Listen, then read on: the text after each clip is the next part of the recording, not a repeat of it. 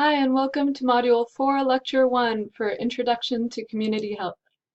Week 7, we'll be talking about emergencies, types of emergencies, defining emergency preparedness, defining emergency response, analyzing the components of incident command systems for a coordinated response, and examining community resilience in emergencies. Your readings are an article about the White Helmets, a civilian paramedic group in Syria, an article about the Canterbury earthquakes from New Zealand, just a couple of clips showing emergency organizations and how they do their work and run things, Doctors Without Borders and Salvation Army. So, types of community health emergencies.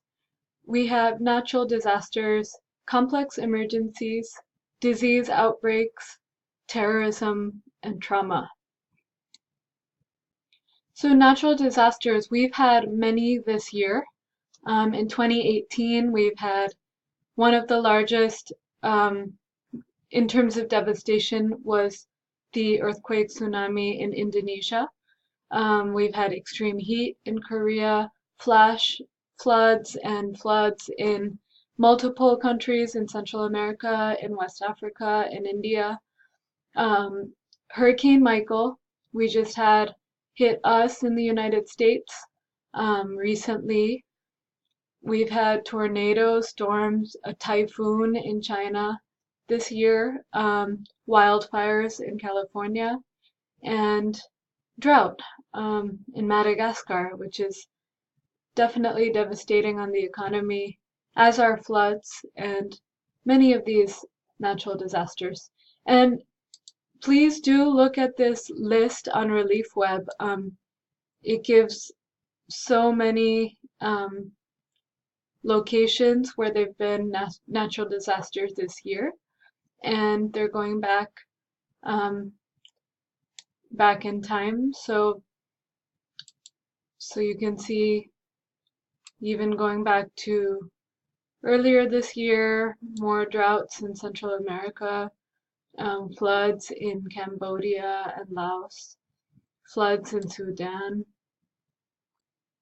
So that's just a small overview of natural disasters, but there's many. This website is really great for looking at what's happening in the world in terms of natural disasters. Complex emergencies. So complex emergencies can be defined as per the United Nations as a major humanitarian crisis of a political nature. Often it's the result of multiple factors: political instability, natural resource conflict, ethnic conflicts, religious conflicts, violence, social inequities, and underlying poverty. Some of the most severe humanitarian crises of this century are due to natural resource disputes and colonization. One example of one of the most severe complex emergencies of the century is what's happening in Yemen at the moment, causing a famine of estimated 14 million people. So it can be very taxing on the health of a population. Complex emergencies can erode cultural, civil, political, environmental, and economic stability of societies, particularly when coupled with natural disasters, disease outbreaks, and some of the other types of emergencies that we saw in one of the previous slides. So if you're interested further in this topic, United Nations Food and Agriculture Organization, the FAO, has more information about this topic and how complex emergencies are no longer, or they're transitioning, moving into a phase of protracted crisis. So that means long-lasting conflicts so people, rather than staying in refugee camps for a short amount of time, it's becoming a period of many years, even decades. Um, so that's definitely worth looking into if you're interested. So terrorism, what is it?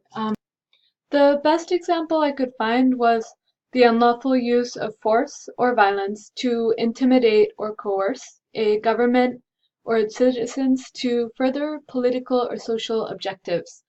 Um, we have an example on US soil of international terrorism during 2001, 9/11, and this was to further political objectives by the attackers, and it made a big impact on public health, on community health, in terms of literally injuries and traumas, um, but also on mental health. Um, it also made an impact on the 9/11 workers. I worked with the 9/11 asthma study, and even 15 to 20 years later, they're experiencing um, damaged lungs and impediments in breathing from the dust cloud. Um, so unlawful use. So it happens on an international scale. It happens if you've served in the military or if you've lived in another country. You've seen maybe terrorism on a domestic scale as well. We're seeing an upsurge recently in the United States as well of domestic terrorism. An example of that is last week um, at the Tree of Life Synagogue in Pittsburgh, uh, who for a terrorist who was trying to further the social objective of white supremacy and arguably a political objective as well. We also have other domestic terrorism movements. We have the male supremacy movement. Most recently, a shooter in Florida attacked a room full of women in a yoga studio under the uh, under the context of male supremacy. We have bioterrorism. So while much of the terrorism that we see today is using firearms and other types of weapons, bioterrorism is a biological infectious agent which is used for warfare. Anthrax, plague, smallpox, viral hemorrhagic fevers, these are all good contenders for biological agents because they spread quickly in a population and they're very dangerous and lethal and sort of occupy the body in a small amount of time. So biological warfare, one of the first instances was that we've seen in the United States was during the colonization of the Americas, where biological warfare was used both unintentionally and intentionally, the agent of smallpox against indigenous people in the United States. So speaking of disease outbreaks, this is another major type of emergency. It can cause a state of emergency where there wasn't one, just by the magnitude of an outbreak. So when a disease is normal to an area, it is also called endemic. So that normally have so geographical areas or seasons that bring about, like we have a flu season in the United States, so it's not considered an outbreak. But if flu were to go all year round, or if there were an excess number of cases of flu than are normal, that would be considered an outbreak. So it really depends on geographical area or season. generally in a particular geographical area where certain diseases are contained, and if it spreads further, that's considered an outbreak. So these disease outbreaks may last for a few days, a few weeks, or even years. A single case of a communicable disease, long absent from a population or caused by an infectious agent that is not previously recognized in that community or area, can also be called an outbreak. So if you've seen the show on NBC, The New Amsterdam, about a public hospital in New York City, there was some hikers going in the permafrost in Canada or in Alaska, and the permafrost is melting, as we saw in our last week's reading, due to climate change. So some diseases, infectious diseases that are ancient, sort of emerged from the melting permafrost from many years ago that were brought back into the water supply.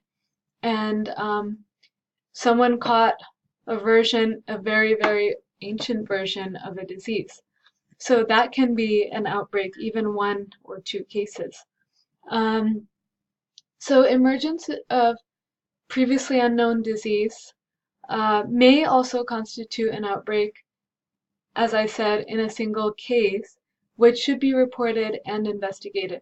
So the Centers for Disease Control and Prevention, CDC, has a major surveillance system for infectious diseases and outbreaks. And so all of these conditions are reportable for disease outbreaks. And if you know about the Morbidity and Mortality Weekly, the MMWR, it's a CDC newsletter that will tell you the emergent health issues coming up, so you can subscribe to that. It's MMWR. So examples, Zika virus, it's re-emerging virus in 2015 through 16. It causes grave outcomes that are linked to Zika, microcephaly, Guillain-Barré syndrome, and it's under surveillance. Ebola was one of the most devastating outbreaks, probably of the century. There's an estimated 11,000 deaths and more cases, people who didn't die, who survived. If you can imagine the mental health trauma and implications for survivors of Ebola, and just that it put Sierra Leone and Liberia in a state of emergency just from the outbreak, and is happening again in the Democratic Republic of Congo this year. Trauma. So many of you who are working in health, who are health providers, know what trauma is. It refers to a serious, critical, or life-threatening bodily injury. So this is maybe our most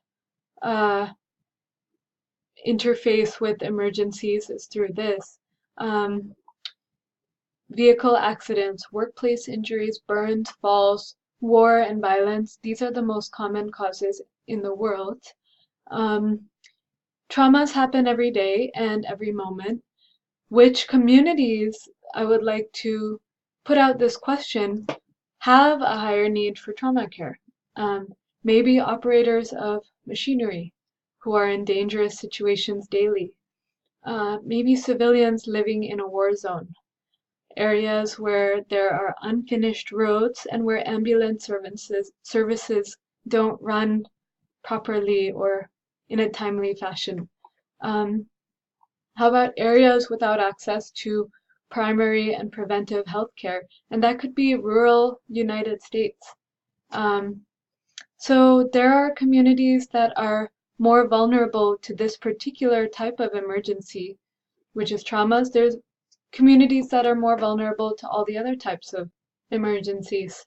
And so we'll end our lecture here today. Next time we'll talk about emergency management and on a larger level, And we'll also address mental health trauma in next week.